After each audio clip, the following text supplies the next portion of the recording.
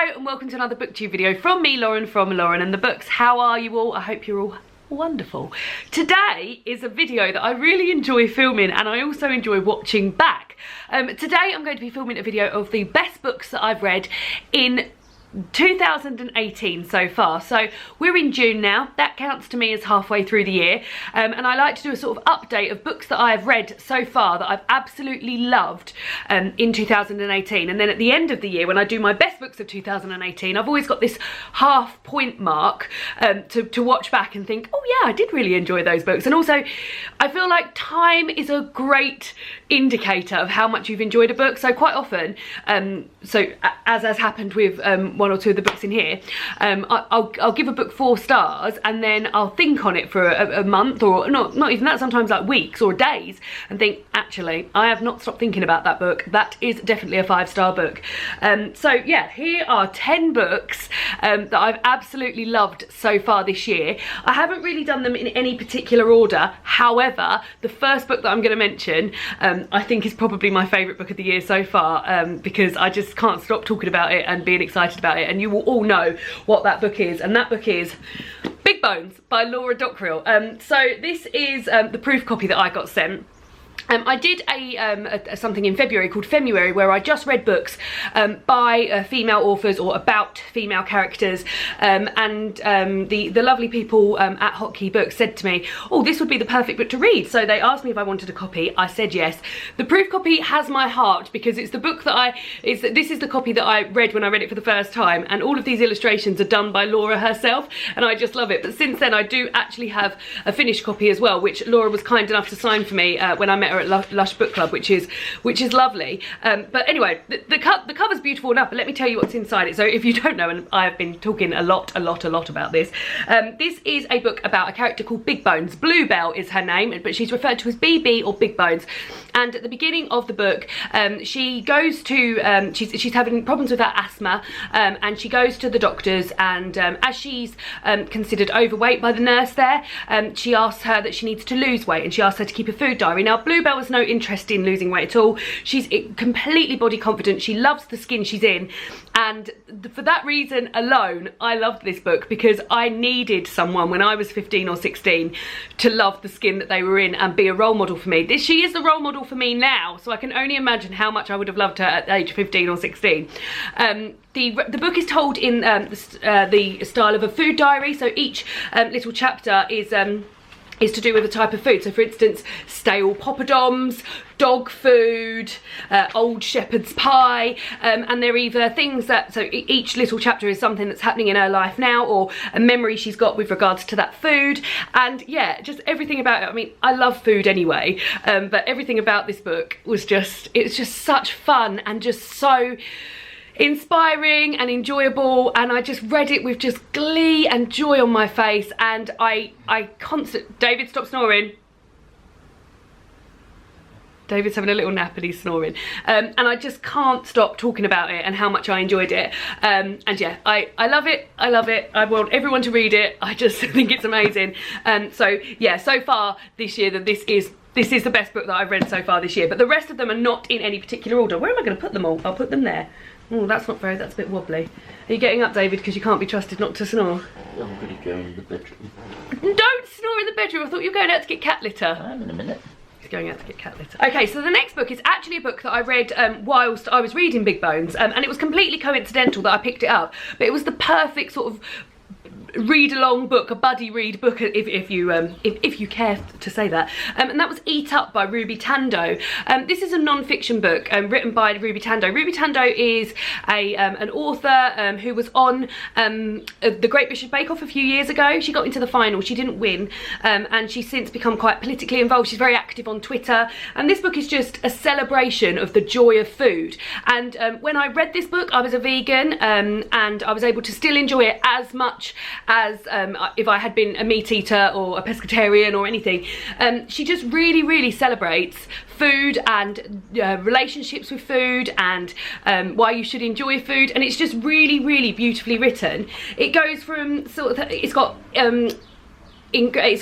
recipes in there, it's got bits about like terrible faddy diets and why you should avoid them, and it just goes from everything. It says here, like the back is a really great representation of what's in it. It says, drawing on the wisdom of Nora Ephron and Gemma from Towie, and referencing everything from Moonlight to The Very Hungry Caterpillar, Eat Up will make you laugh, think and fall back in love with food. And it really does do that. I just feel like this is beautiful to look at. The end papers are amazing, and just to be able to read this alongside Big Bones was just such a lovely thing to do. And yeah, it was just great. There's a particular bit that really sticks out to me, and when I'm ever talking about this book, it's always something that I mention, and that's, she's got in there a little ode to a cream egg, where she talks about how cream eggs aren't available all year round, so when you see them in the shops, you buy one and you can feel the weight of it in your pocket all day, and then you finally get your moment alone with that cream egg and you have it. And she writes wonderfully. The things she was describing, I could taste them in my mouth, I could smell the smells, and I just think this book's amazing, and I really loved it. This is one that I gave 4 stars at the time, but since then I love it so much, and I keep going back to it. And I just love, like, I just think it looks amazing, like, without even reading it, it just looks amazing. But really great, and I loved that. The next one is also one that I gave 4 stars to and went back to and gave it 5 stars, and that's Almost Love by Louise O'Neill. Now, Louise O'Neill is an Irish author. I've read all of her books now, and this is her first adult novel. She's previously written YA, and this adult novel, Almost Love, is about a girl called Sarah who falls for a man called Matthew Brennan, who is 20 years her senior. Sarah works as a teacher, and she meets Matthew at a parents' evening as she teaches his son. Matthew is a dickhead, and she quite quickly falls for him, and he absolutely takes her for granted and just gives her the complete runaround, and she changes her whole personality and herself to be something that she thinks he wants her to be. She neglects her friends, her family, her job, herself, just to grab hold of these little dregs of almost love that he's given her. They meet regularly in a hotel room. They never go out for dinner or anything like that. He just treats her as a sex toy, basically, and she just wants him, so she'll give him whatever he wants. I could not stop reading this. I flew through this. It's not a really big book anyway. It's just under 300 pages. It's just over 300 pages long. And I just flew through it because I was just so tense reading about Sarah's life and how she was speaking to her family and friends, and this really did reflect some of the ways that I've been treated by men in the past. Mwah! Not that man who's just going to get cat litter. That man's lovely. How I've been treated by men in the past, and there's bits in here, so there's like text messages, for instance. So also it reads quite quickly because you'll have a page of like text messages like this, and him, like her chasing him up and saying, oh, are we gonna do this, or I've got your Christmas present, do you want to meet up, and him just completely fobbing her off. And I was just reading those and just thinking, oh my god, that's been me. And I really feel like Louise O'Neill must have either been through these experiences herself, or she's done her research amazingly well, because the control he has over her is just shocking and saddening to read, particularly as someone who's been in that. But yeah, when I read this, I couldn't wait to talk about it. I lent it to someone at work who read it quite quickly, and I just despaired at how awful how awful it was. But I loved this book. I thought it was amazing and really enjoyed it. And I've also included this in a summer holidays read. If you're looking for something, a complete page turner, then this is definitely it. So that's that one. And then I think this is the last one that I gave 4 stars and have gone back and given it 5 stars. And that's Let Me Lie by Claire Mackintosh. And this is a crime thriller. I went to Lush Book Club where we watched Claire Mackintosh talk about the book and answer a Q&A, and then was able to get the book signed. A couple of books in here are signed, which was amazing. And I feel like that sort of bolstered me for enjoying this book even more. And I just feel like this is a good example of the right book at right time. I'm not a massive crime thriller reader, and when I do, I quite often find them very samey and the sort of the same, but basically like the same characters, but in a different book by a different author. But I really didn't feel like this about this book. I've read Claire Mackintosh before. I loved her first, oh, I've got itchy nose. I loved her first book, I Let You Go, and Let Me Lie. Oh my goodness me, my nose is just so itchy. Then Let Me Lie follows Anna, who has recently just had a baby, and a year previously her mother and father committed suicide within 6 months of each other, or so it seems. And then you sort of go into Anna gets suspicious of her parents' death and begins to look into it. So some of the chapters are told from Anna's point of view, and some of the chapters are told from Murray's point of view, who is the ex-police officer who is dealing with this case. It was really interesting to hear the background of an ex-police officer coming back to work, which Claire McIntosh at Lush Book Club was explaining, like that's quite often happens. A lot of police officers retire quite early and come back and work as a civilian and things like that. So it was great to have the background knowledge to that. But I really feel like she writes environments and settings and characters really, really well. All the characters are really, really fleshed out. Even Murray's wife, who has severe mental health problems, she's really well fleshed out, and that's the sort of like sideline story that just runs alongside the actual story really, really well. I thought it was amazing. I really, really loved it. We read it for book club and a lot of people were into it, and yeah, I just thought it was great. The next book is one that I finished recently, and it is a non-fiction book called Girl Up by Laura Bates. Before I even get into actually the inside of this book, I just feel like this is one of the best published books I've ever got my hands on. I love the front cover and how bright it is. I love the end pages, which are dancing vaginas.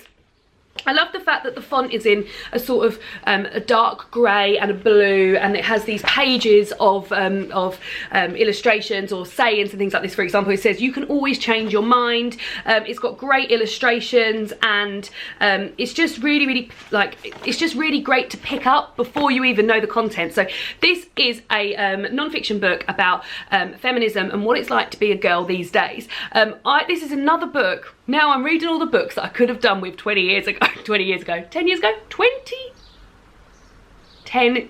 could have done with these. Yeah, no, a bit earlier, 15 years ago. Could have done with all these books about 15 years ago.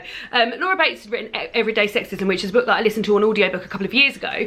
And this is a similar topic and similar content, but aimed at younger girls. I would recommend anyone that knows a teenage girl, or anyone that is a teenage girl, or anyone that has contact with a teenage girl, read this, because this just tells you everything it needs to know. Now, I've had quite a few people where I've discussed this recently. I only finished this recently, so it's been in a wrap up and it's been in a currently reading. And a lot of people said, oh, what age do you think this is suitable for? And I think it really does depend on the girl. There's content a lot to do with sex, like consensual sex, non-consensual sex, masturbation, to do with parts of your body, and I just feel like, I know that although the age of consent in this country is 16, I know that not everybody is sexually active at 16. Some people are sexually active a lot before that, so it really does depend on the person. But yeah, I found this so inspiring and funny, and really gets the message across. And also there was some sort of things like how to react to sexism, and I was like, oh, I wish I'd thought of things like that. And it's just really fun and really just valuable, really, really valuable stuff in here. So enjoyed, very much enjoyed. The next one is a novel that I read earlier this year, and that is Ailment by Fiona Mosley. This is one of my favourite front covers ever, as well as alongside Laura Bates' Girl Up. But I just love this. It's just so autumnal. It's just so beautifully autumnal. This is a literary fiction book which tells the story of Daniel and Kathy and their dad, who they refer to throughout the story as Daddy. They live off the grid on a piece of land that's owned by a farmer, and they used to go to school, but they don't. They're home taught now. And you hear about Daniel and Kathy's life living off of the grid, and their dad who works as, I can't even really use the word works at, but he earns money by fighting. You see everything through Daniel's point of view, and it's really cleverly done. I feel like the first person perspective is very, very cleverly done, and there's something that gets done in this book, and I'd unintentionally realised it before it actually happened in terms of narration. I just feel like it's a really, really cleverly narrated book. It's beautiful, the way it describes the surroundings and everything. I mean, let me read this to you. We arrived in summer when the landscape was in full bloom, and the days were long and hot, and the light was soft. I roamed shirtless and sweated cleanly and enjoyed the hug of the thick air. In those months I picked up freckles on my bony shoulders, and the sun set slowly and the evenings were pewter before they were black, before the morning seeped through again. Rabbits gambolled in the field, and when we were lucky, when the wind was still and a veil settled on the hills, we saw a hare. And it's just that gorgeousness throughout. So I really, really love this. I just think it's an amazing literary fiction book and I adored it.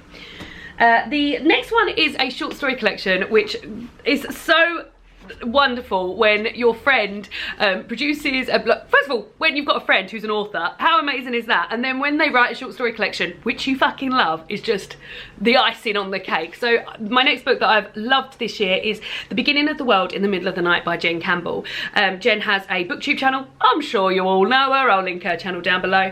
And she wrote this collection of short stories. This is the finished copy. This isn't actually the copy I read. I read the proof copy. She's written these gorgeously just these gorgeously like enchanting and fantastic stories. My favourite story in this whole collection, what I love about these stories is that they're so different, and even the way they're written, like there's one that's written like, what's the one that's written, oh yeah, the title story, The Beginning of the World in the Middle of the Night, is written like a script, which reads for really, really fast pacey writing, and then at the same time you've got that, and then you've got some really like in-depth description and gorgeousness. My favourite story in the whole book is Jacob, which is a story written as a letter, where Jacob is writing to the weather lady who he sees on TV because he's worried about his sister, and it's just such a wonderful idea for a story. And yeah, I just adored these stories and just really, really like them, and I'm actually thinking of revisiting a few of these because I just enjoyed them so much. But yeah, wonderful stuff. And then we're on to the last three. Now, this one is a bit of an odd choice, but I can't deny that I found this book very, very supportive and encouraging this year, so I had to include it. And it's the first book that I finished this year, which was How to Go Vegan, which is a book that was published by the Veganuary company. Katie Schuler, she wrote this. It doesn't actually say that on there, but it does say that it's done by Veganuary. And she and this book was published by Veganuary, which is a scheme where people are encouraged to become vegan for the month of January. This is something that I took part in, and this book came out on like the 27th of December last year, ahead of Veganuary, and I ordered it, and it arrived on the day that it came out, and I started reading it instantly. And for me, this was just so helpful and encouraging and supportive, and just felt like a vegan best pal, nicely guiding you along the path of veganism. And I feel like if that's something that you're interested in, then this is the book that I would definitely recommend to you. I've read a few vegan books this year about or books about becoming plant-based or becoming meat-free, and some of them, I'm really sad to say, are not supportive and are not helpful, and are actually quite excluding and make you feel useless, and just not encouraging enough. But this book I found so encouraging. It's set out in different sections, such as why try vegan, how to go vegan, and within those sections they've got areas, so like why would you go vegan, so it's like different reasons you would go vegan for the animals, for the environment, for personal health, for global health, and then how to go vegan, and explains to you like vegan at home, vegan out in the world, vegan at a restaurant, vegan myths, and sort of questions that people might ask. And I just found it really helpful. Now, I did take part in Veganuary, and I carried on being a vegan for a few months afterwards, but I am a vegetarian now. I try and eat vegan at home, but if I'm eating out or anything else, I will probably eat vegetarian. But yeah, this book was just so helpful and encouraging, and yeah, I would really recommend this for people who are potentially becoming a vegan. And the next book is a graphic novel, and it is Paper Girls Volume 1 by, it's got the surnames of these people: Vaughan, Chang, Wilson and Fletcher. Brian Vaughan, I think, is the guy whose name I see most associated with this.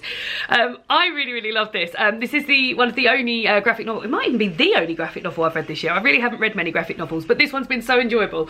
This is about 4 12-year-old girls in the early hours of Halloween in 1988, discovering something pretty fucking weird in terms of like the end of the world, really. I really enjoyed this. I read this in one night. I read this on the February Cozy Reading Night and just had a great time. I really love the different colours that are used throughout this. Like, it's so punchy and great. The illustrations are amazing. The storyline's great. And I discovered this when I can hear a magpie outside just screaming. I discovered this when I watched a video recommending books that you would like if you enjoyed Stranger Things. So I actually bought this for David. Well, Minnie bought this for David for Christmas. David still hasn't read this yet, but I pinched it to read it for February and just really enjoyed it. I just feel like if I haven't actually watched Stranger Things, but I'm told that if you like Stranger Things, you'll like this. And it was just a real sort of like rip-roaring ride that I read for an hour and just really loved. I've actually bought the second volume and meant to get. I bought the second volume as soon as I'd finished the first volume and meant to go straight onto it, but just haven't had the chance. So yeah, I think I'm going to pick that up quite shortly. And then the last book is an audiobook that I listened to earlier this year, and that is Eleanor Oliphant is Completely Fine by Gail Honeyman. I love this book and I've mentioned it quite a lot of times on my channel, and I really enjoyed the audiobook of it. It follows a character, Eleanor, who lives and works in Glasgow in Scotland. She works as, in an office, and on a Friday night when she gets off the bus and says goodbye to the bus driver, she doesn't talk to anybody until Monday morning when she gets back on that bus. She gets through the weekend by drinking, and she lives a very lonely existence, and then something happens where she sees a man have a fall in the street, and one of her work colleagues is there, and her work colleague and this man and become good friends of hers, and quite quickly she's sort of catapulted into a world of friendships, and very quickly, and you see what it's like for somebody to be making friendships at this late stage in their life. And I just feel like it was a really great study on loneliness and friendship, and I feel like Eleanor herself will stay with me for such a long time. I really love this book, and I just I'm yet to hear anybody who disliked it. There's been a few people who've been like, yeah, it was fine, but the majority, the resounding sort of thing I'm hearing when I speak to people is that they really like this book, as I did. So yeah, that I love it, and I think about Eleanor all the time, and I just really found it wonderful. And the audiobook in particular was really well done. The narrator does, Eleanor herself isn't Glaswegian, but the other characters in the book are, and she does a sort of myriad of accents perfectly well, and she really makes you feel the bits that you need to feel, and really makes you happy in the bits that are happy, and sad in the bits that are sad. And yeah, I mean, if you haven't read this book yet, then I really would urge you to go to the audiobook, because it was just such a treat and just so fun. So those are the books that I have loved so far this year. They're my top 10 books of 2018 so far. Let me know if you've read any of these books. I've linked all the books down below, so if you do feel like buying any of those, I've linked them down below with my book depository link, where I earn a small commission, which I'd be eternally grateful if you were to do that, but no press, guys, no press. As I said, those are the books that I've loved this year. Would love to know what some of your favourite books of 2018 are, and if you've read any of these books that I've mentioned. And I will see you all again soon for another BookTube video. Goodbye!